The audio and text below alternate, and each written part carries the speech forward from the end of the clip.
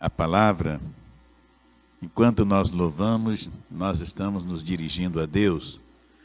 Enquanto nós oramos, nós estamos também nos dirigindo a Deus. E quando nós vamos trazer a palavra, aí é Deus que está se dirigindo a nós e quer falar conosco. Antes ainda, também quero agradecer a presença do Kaique, viu, Kaique? Como diz a Alessandra, acabou aquele menininho, né? Que Deus te abençoe, volte sempre, é uma alegria para nós recebê-lo sempre aqui, tá? E eu convido os irmãos para que abram suas Bíblias no livro, ou melhor, na carta do apóstolo Paulo aos Colossenses, no capítulo 1. Carta do apóstolo Paulo, capítulo 1, apenas o verso 10. Apenas o verso 10 desta carta. E a palavra desta noite é: viva a vida. É bom viver a vida? É bom. Viver a vida é ótimo. Todos nós gostamos de viver. E quando fala viver a vida, é viver uma vida boa. É gozar a vida. É ter prazer na vida. Como diz Salomão no capítulo 2, parece-me que 24, 25, ele diz o seguinte: olha, viva a vida. Come do fruto do seu trabalho, desfrute do fruto do seu trabalho. Salomão hoje, talvez ele diria o seguinte: olha, viaja bastante, viu, César? Vai para onde vocês quiserem. Quem tem dinheiro para fazer isso? Não que ele não tenha muito dinheiro, mas ele faz a economia dele e viaja. Outros viajam aqui para o litoral, como está a nossa irmã Letícia agora, hoje, né? Ainda ali no litoral. Vai para a praia, vai pescar. Vai caçar, como faz o irmão Marcelo, que hoje está ausente aqui. Ele não está bem ainda, né, minha irmã? Orar por ele depois, viu? Eu me esqueci, confesso, dele. Marcelo gosta de pescar? Vai pescar. O irmão Jair gosta de jogar futebol? Vai jogar futebol. Todas essas coisas são boas, tá? Eu, por exemplo, gosto de estar no meio do mato, subindo montanhas. E aí é gozar a vida. Outros gostam de gaiola, né, irmão Adriano? Você, o Betinho, entra naquele barro. É desse jeito que nós temos que viver. E não temos nenhum problema com isso, viu? Gozar a vida, viver, comer, se possível, comer bem, se vestir bem. Vestir o que gosta, comer o que gosta, ter o carro que gosta, nem que seja um Gol quadrado, né, irmão Paulinho? Mas o Paulinho está feliz com o Gol quadrado dele. E assim somos nós, desse jeito. Tenha casa como você gosta de ter. Nós não podemos entender que viver a vida é viver assim, não pode ter prazer na vida. Nós precisamos ter prazer, sim, desfrutar do nosso salário, daquilo que ganhamos e viver a vida. Mas aqui está dizendo, isto para que vocês vivam de maneira digna do Senhor, em tudo possa agradá-lo,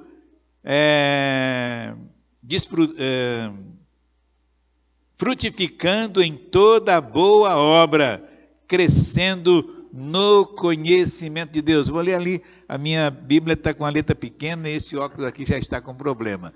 Mantenha aí, tá? É isso mesmo, para que vocês vivam de maneira digna, vivam de maneira digna do Senhor, e em tudo possam, aí sim, né, agradá-lo, frutificando em toda boa obra, crescendo no conhecimento de Deus. Então, viver a vida é bom, como eu disse, vale a pena viver uma vida, claro, dentro dos padrões de Deus. Você pode gozar a sua vida, viver como você quiser, mas não se esqueça de que lá em Eclesiastes 11:9, Salomão está dizendo que Deus pedirá conta daquilo que você fez. Viver a vida não significa fazer tudo o que quer, mas dentro dos padrões de Deus. Dentro, é claro, de um padrão moral, espiritual, você pode gozar a sua vida.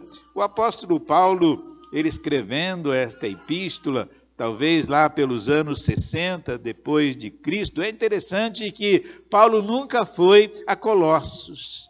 Ele, segundo o texto lá de Colossenses, segundo capítulo 2, versículo 1, ele nunca foi a Colossos, ele não visitou aquela cidade, aquela igreja. Aquela igreja, ou a igreja de Colossos, ela foi fundada por Epáfras. Epáfras era dali da terra, fruto da terra, e ele ali conversando com os amigos, com a sua família, ele foi evangelizando, ele foi falando de Deus, e a igreja foi acontecendo, e é dessa forma que vai acontecendo, 1 mais 1, 2, 2 mais 1, 3, 4 mais 3 mais 1, 4, e vai crescendo, assim como um PGM, não é mesmo? Começa aos poucos, e vai indo, e vai crescendo, logo, quando menos se percebe, eis uma igreja. Então, Epáfras, um grande pregador, com certeza um grande evangelista, que evangelizou a família e os amigos, como eu acabei de dizer. E Epáfras, ele vai visitar Paulo lá em Roma, e ele leva boas notícias da igreja de Colossos, ali para o apóstolo Paulo. Então o cristão tem que viver um estilo de vida como qualquer outra pessoa. Só mesmo a diferença é que nós precisamos glorificar a Deus em tudo que fazemos. Glorificar a Deus. Quer comais, quer bebais, fazei tudo para a glória de Deus. E o propósito, então, viver a vida. E é claro que o meu coração e o seu, e Deus quer isto, e é isso que é importante, é viver a vida de Cristo. Quando você vive a vida de Cristo, todos os outros prazeres são bons. Todos os outros. Você se satisfaz com aquilo que você é, você se satisfaz com aquilo que você tem. Você tem satisfação e prazer com a casa que você tem, com o carro que você tem, a rua onde você mora, o emprego que você tem. A satisfação, a felicidade é Deus que nos dá quando nós estamos em Cristo. Então tem pessoas que têm tanta liberdade, têm dinheiro para viajar, pode ir para onde quiser e não é feliz. Então a felicidade de viver a vida está em viver em primeiro lugar a vida com Deus, com Cristo. Por isso Paulo aos Filipenses no capítulo 1, 21, ele diz o seguinte: para mim o viver é Cristo. O viver é Cristo. Vocês entendem o que é isto? Viver para mim é Cristo. E aos Gálatas, no capítulo 2, versículo 20, fui crucificado com Cristo, e a vida no corpo, que agora vivo pela fé no Filho de Deus. E já não sou eu quem vivo, mas é Cristo que vive em mim. Aí sim, vale a pena viver a vida assim.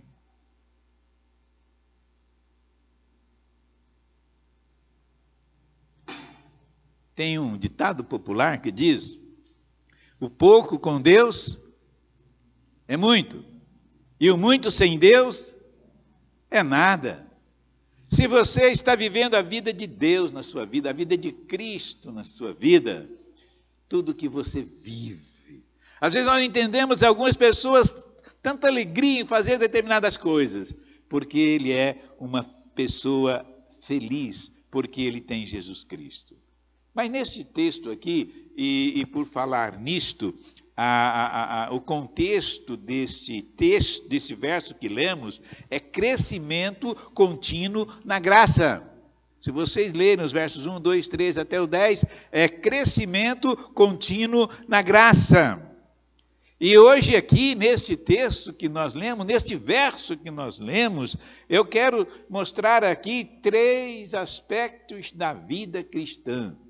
3 aspectos da vida cristã. Primeiro aspecto, viver de um modo digno para o agrado do Senhor. Viver de modo digno para o agrado do Senhor. Andando sempre, sempre na verdade. O versículo 3 da terceira epístola de João, versículo 3, ele escrevendo ali para o seu amigo presbítero Gaio, ele diz o seguinte: a graça, a paz, a misericórdia estarão conosco em verdade e amor. Olha só, ele dizendo a Gaio, amigo dele, andar na verdade, viver de modo digno para agradar a Deus, primeiramente aqui, é andar na verdade. Não é o sentido de não falar mentiras, não. Eu vou explicar. Andar na verdade. A verdade quem é? É Jesus, é andar em Jesus. A graça, a paz e a misericórdia estarão conosco em verdade e amor. Então, andando em verdade, e a verdade, como eu acabo de dizer, é Jesus, o único que pode dizer amém. O único que pode dizer amém, que significa confirmação daquilo que ele é. Esse é o amém, como diz Apocalipse, capítulo 3, 14. Essas são as palavras do amém.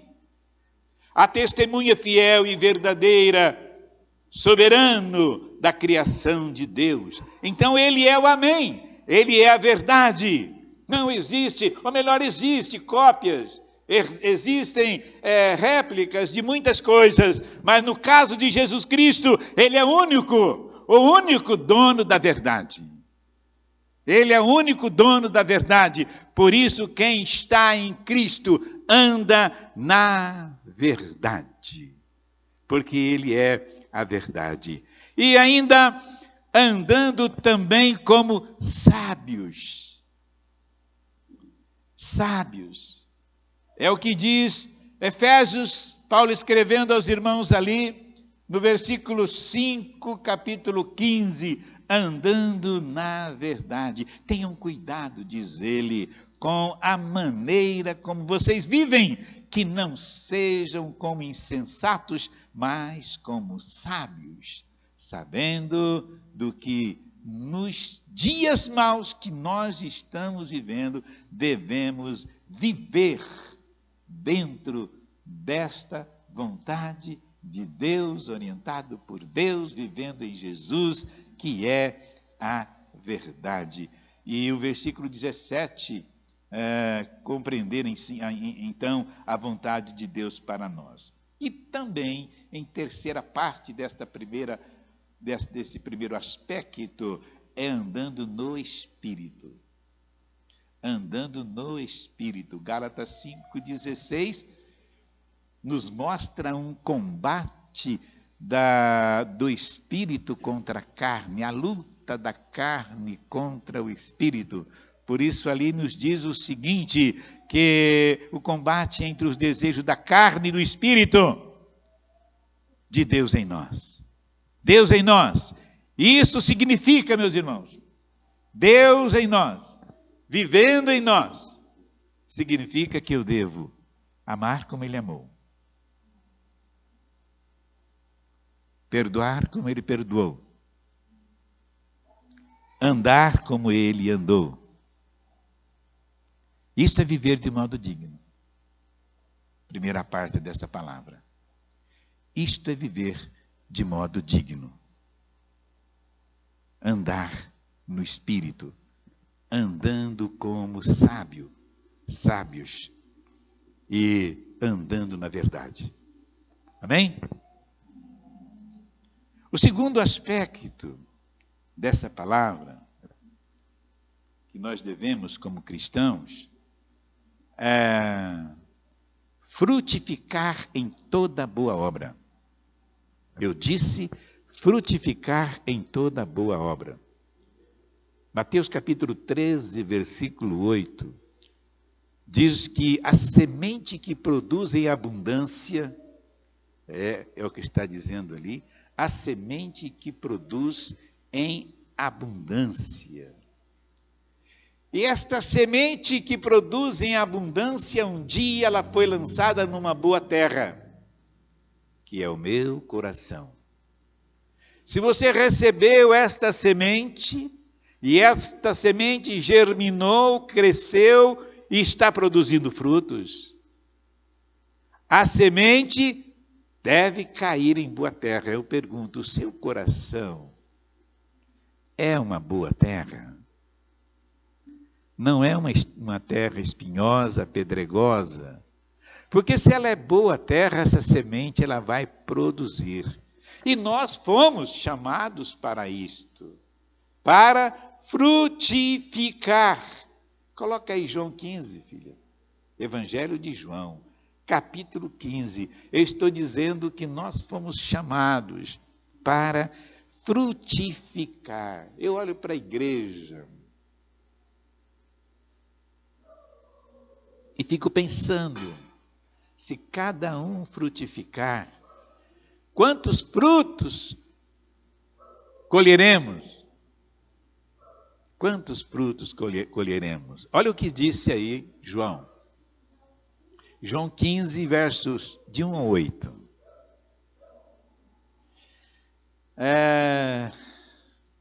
Está aí em João mesmo?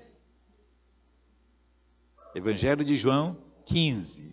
Vocês aí podem procurar na Bíblia. Ah, tá. Olha só que texto maravilhoso. Eu preferiria que agora vocês olhassem para cá. Eu sou... Quem disse isso? Jesus. Eu sou a videira verdadeira. Ele está falando de videira porque era o fruto daquele povo. Era vinha, era uva, eram os parreirais. Ele diz, eu sou a videira verdadeira e meu pai é o agricultor. Gente, o agricultor tem um trabalho muito importante na vinha. E meu pai é agricultor. Todo ramo, aqui é triste, né? Olha só, vai vendo. Todo ramo que estando em mim não dá fruto, ele corta. É triste. E todo que dá fruto, e todo que dá fruto, ele poda para que dê mais fruto ainda. E a poda é para isso, viu? Tirar aqueles galhos que vão sugar ceifas que vai faltar para o fruto.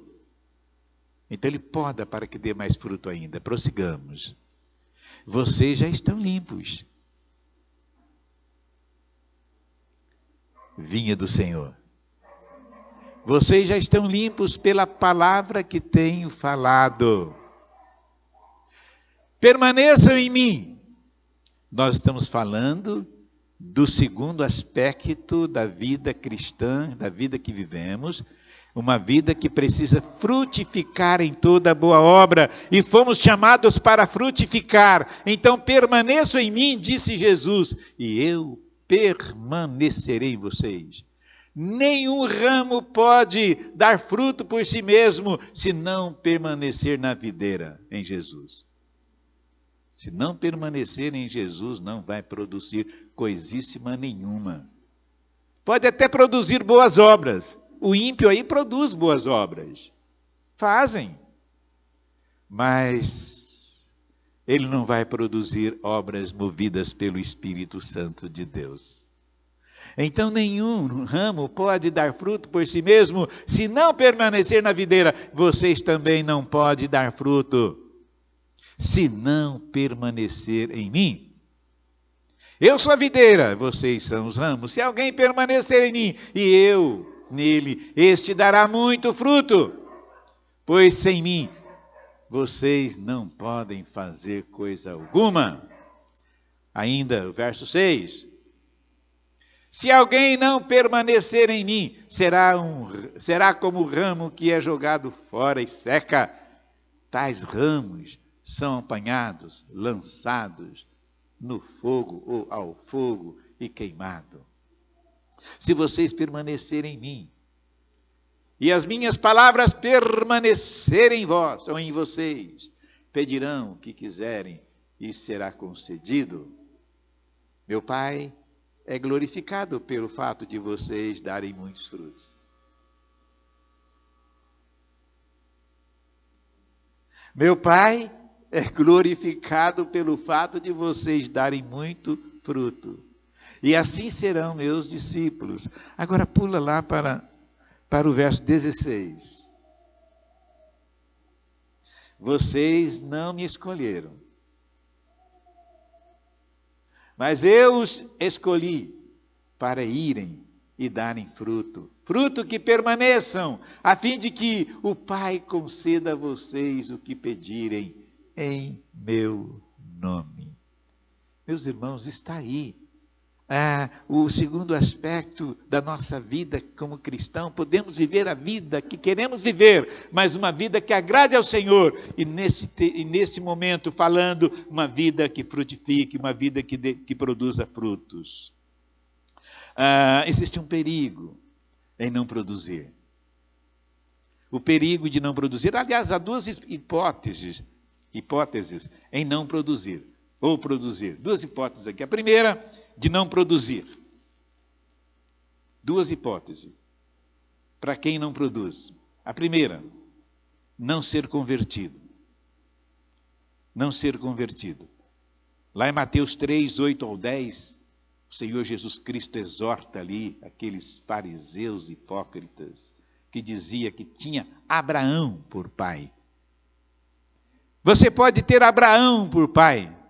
Você pode ter Deus por pai, mas se não for realmente convertido, se você não passou pelo novo nascimento, se você não se arrependeu dos seus pecados, ou seja, se você não vive uma nova vida em Cristo, é claro que você não vai produzir.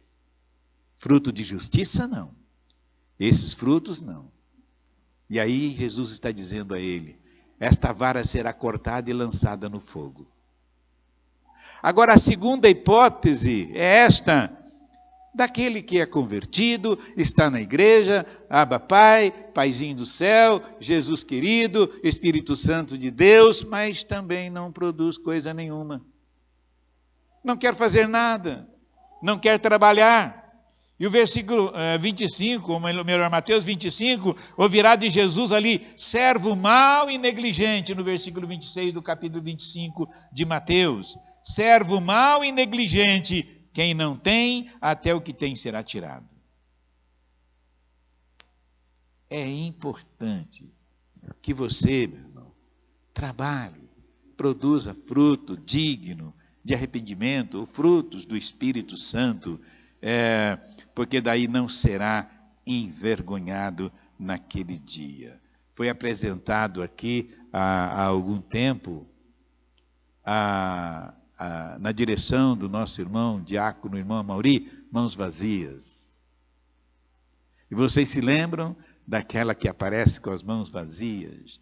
E alguns apareceram com mãos vazias, outros com mais trabalho.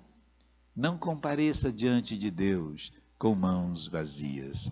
Produzir frutos, frutos do Espírito Santo, segundo nos diz Gálatas capítulo 5, 22, 23. Olha os frutos do Espírito ali, olha. Olha só. Amor,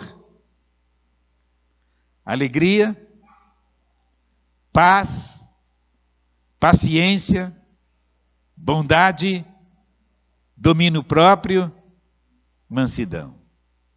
Esses frutos são bons. São de Deus.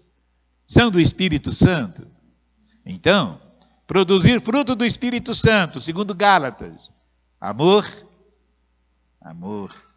alegria, paz, paciência, bondade, domínio próprio e mansidão, e tantas outras coisas mais. O terceiro aspecto e último da vida cristã bem vivida. Vida cristã bem vivida. Meu pai, ele costumava dizer o seguinte: o cristão tem duas glórias. A glória do céu e a glória da terra. Porque o cristão que tem dinheiro, ele goza a vida aqui, gente. Dentro dos padrões de Deus, né? Indo para a igreja, ele pode, tem mais tempo, tem maneiras de abençoar a igreja de Deus. Vive a glória aqui, vive a glória do céu.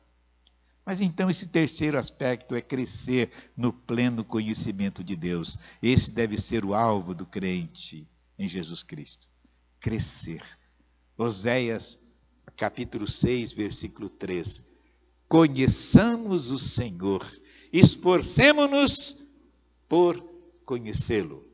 Esforcemo-nos por conhecê-lo. E conhecer aqui não é simplesmente dizer eu sei da existência de Deus, eu sei da existência. Não. É conhecer de um modo íntimo. É ter uma intimidade com Deus. Por isso que Jó, no capítulo 42, versículo 5, ele diz: meus ouvidos já tinham ouvido a teu respeito, mas agora meus olhos te viram. Isto é experiência com Deus. Esse terceiro aspecto, então, da vida cristã é crescer cada dia mais no conhecimento de Deus. Conhecimento de Deus, intimidade com Deus, é chamar Deus de Abba Pai, é ter aquela intimidade gostosa ao ponto de poder chegar diante dele com toda aquela liberdade como você chega diante do seu papai e dizer: papai, eu preciso disso, preciso daquilo outro, e eu preciso aprender do Senhor. Crescer no pleno conhecimento de Deus, e não conhecimento teológico. Eu conheço a Bíblia, eu sei tudo da Bíblia, amém, é bom também, mas não é isto. Tem pessoas que conhecem pouco até, conheci pessoas que nem lê, não sabem, mas que vida que tem, só de ouvir sermões. Conheci pessoas que não sabem ler, conheci lá no Goiás mesmo, numa igreja que pastoramos lá, pastor João Batista e eu, tínhamos pessoas ali que não sabiam ler, mas que vida que eles tinham só de ouvir a palavra. Então não é um conhecimento teológico, não é um conhecimento teórico, mas uma intimidade com Deus, uma aproximação de Deus. Por isso que o apóstolo Pedro, na segunda epístola, capítulo 3, 18, ele diz: cresçam, porém, na graça e no conhecimento do Senhor Jesus. E são também os versos anteriores do capítulo 10, do versículo 10, que nós lemos do texto básico. Presta atenção no que eu vou agora dizer. Esta frase não é minha, é de um autor desconhecido. Deus não quer algo de nós. Nos assusta, né? Em primeiro momento, Deus não quer algo de nós. Deus não quer algo de nós. Ele simplesmente nos quer. Muda, né? Ele simplesmente nos quer. Se você se lança nos braços de Jesus, de Deus, do Pai, se você se lança, se você diz, eu quero conhecê-lo mais, eu quero entrar na tua intimidade, aí, meus irmãos, conclui-se o seguinte: tudo acontecerá de um modo natural na sua vida, de uma vida bem vivida com Deus. Vivam a vida, vivam, curtam a vida, da maneira como você puder curtir, dentro dos padrões de Deus.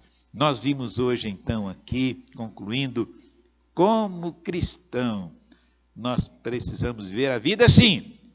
Primeiro, recordando aqui comigo, viver de modo digno,